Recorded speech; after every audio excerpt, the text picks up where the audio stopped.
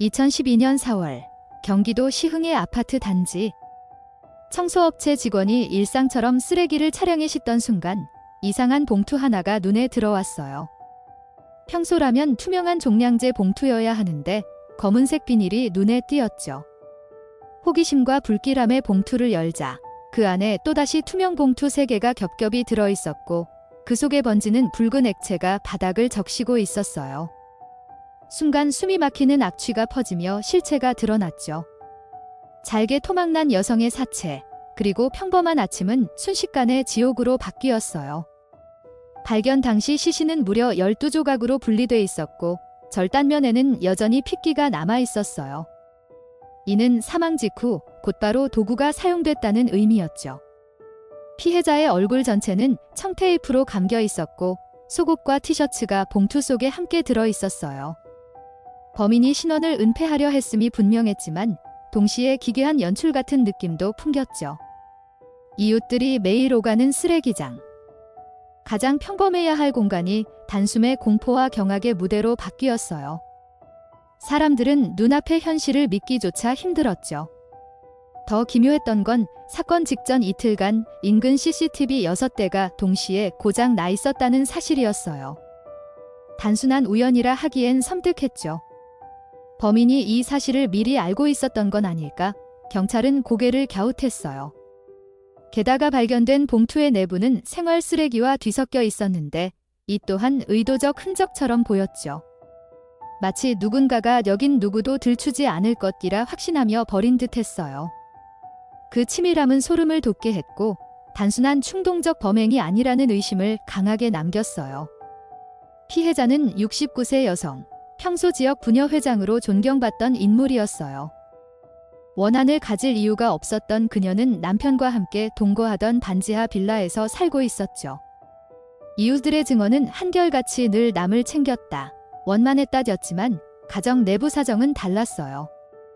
남편에게는 도박 빚이 있었고 아내가 그것을 갚아주며 관계는 삐걱거렸어요.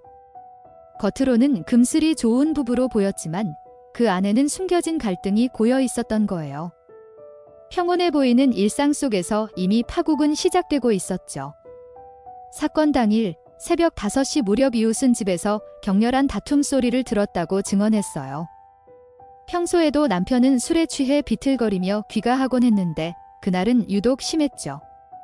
이후 CCTV에는 남편 혼자 차량을 몰고 나가는 모습이 포착됐고 다시 돌아오는 장면도 찍혔어요. 강원도로 여행을 간다던 계획은 흔적조차 없었죠. 다툼, 출, 그리고 곧 이어진 실종. 모든 시선은 남편에게 향할 수밖에 없었어요.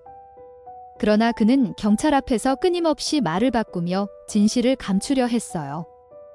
그의 진술은 기괴할 만큼 흔들렸어요. 처음에는 단순한 부부싸움이라며 대수롭지 않게 말하더니 이후에는 아내가 외출했다고 변명했죠. 급기야 제3의 인물 곽 씨를 언급하며 자신이 살인을 청부했다는 황당한 말을 꺼냈어요. 그러나 곽 씨의 흔적은 어디에도 없었어요. 연락처도 기록도 존재의 증거조차 없었죠. 결국 이는 스스로 죄를 덜어내기 위한 허망한 거짓에 불과했어요. 그 변명은 오히려 그의 잔혹함을 더 선명히 드러내는 칼날이 되었어요. 현장 감식 결과 피해자의 혈흔은 집 곳곳에서 발견됐어요. 거실, 다용도실, 그리고 화장실까지 생활의 공간마다 선명히 새겨진 붉은 흔적은 그날 벌어진 공포를 증명하고 있었죠. 특히 화장실은 시신을 토막내는 공간으로 사용된 흔적이 뚜렷했어요. 아들의 말처럼 집이 깔끔히 정리돼 있었음에도 공기 속에 섞인 비린내는 감출 수 없었죠. 남편은 범행 직후 태연히 TV를 보고 오후에는 텃밭에서 상추를 가꾸었다는 사실이 드러났어요. 잔혹함 속에 섞인 일상의 태연함이 더 무시무시했죠. 재판에서 그는 계속 울며 억울함을 호소했지만 전문가들은 시신 훼손이 혼자서도 충분히 가능하다고 단언했어요. 왜소한 체구는 면죄부가 될 수 없었죠. 오히려 작은 육체 안에 담긴 비뚤어진 집착과 분노가 더 끔찍한 결과를 낳은 거였어요. 그는 끝내 모든 책임을 회피하려 애썼지만 혈흔과 절단된 흔적, 목격자 진술이 한 목소리로 그를 지목했어요. 증거는 말없이 외쳤고 변명은 산산이 부서졌어요. 그는 더 이상 도망칠 수 없는 벽 앞에 서게 되었죠. 법원은 징역 20년을 선고했어요. 하지만 사회는 여전히 불편한 의문을 남겼죠. 30년을 함께한 아내를 무참히 토막내고 쓰레기 봉투에 담아버린 범죄가 고작 20년 형량으로 끝날 수 있느냐는 분노였어요. 더구나 그는 성범죄자가 아니기에 가석방 가능성까지 열려 있었어요. 정의가 정말 피해자를 위한 것인지 아니면 범인의 사정을 헤아린 것인지 사람들은 묻지 않을 수 없었죠. 법정의 판결과 사회적 분노 사이의 간극은 깊고도 어두웠어요. 아범의 목소리가 덧붙였죠.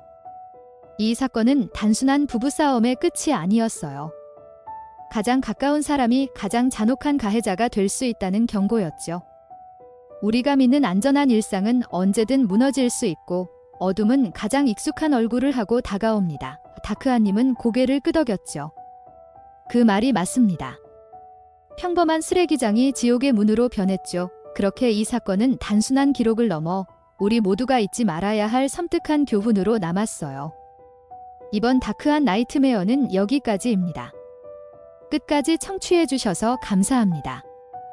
작은 댓글, 구독과 좋아요로 힘을 보태주시면 큰 응원이 될 거예요.